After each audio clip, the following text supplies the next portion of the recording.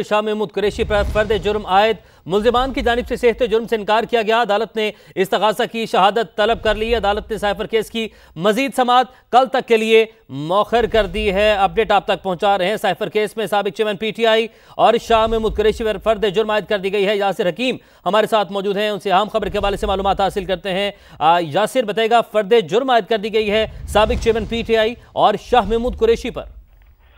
देखिए, बिल्कुल आपसे कुछ देर कबल, बल्कि चंद ही लम्हे कबल ये समाअत मुकम्मल हुई है। जेल ट्रायल के दौरान अडेला जेल में खुसूसी अदालत के जज अबुल हसनात जो जुल्कुरनैन थे, उन्होंने इस केस की समाअत की।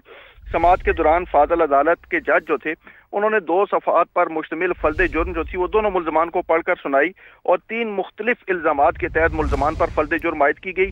अदालत की जानिब से जो फर्द जुर्म पढ़कर सुनाई गई, उसमें पहला इल्ज़ाम जो मुल्ज़मान पर आयद किया गया, उसमें उन पर यह इल्ज़ाम था कि साइफर को पब्लिक रैली में लहरा कर मुल्क के इंटरेस्ट को नुकसान पहुंचाया गया। इसी तरह दूसरा इल्ज़ाम जो था वो साइफर को साबिक वज़ीर-ए-आज़म के कब्जे और कंट्रोल में होने के बाद उन पर यह इल्ज़ाम है कि उन्होंने साइफर को वापस वज़ारत खारजा में जमा नहीं करवाया। जबकि तीसरा इल्ज़ाम यह है कि उन्होंने अपने मुफाद के लिए साइफर को इस्तेमाल किया, जिससे मुल्क के तशख़्ख़ुस और मुल्क की सिक्योरिटी समेत खारजी मामलात को शदीद नुकसान पहुंचा।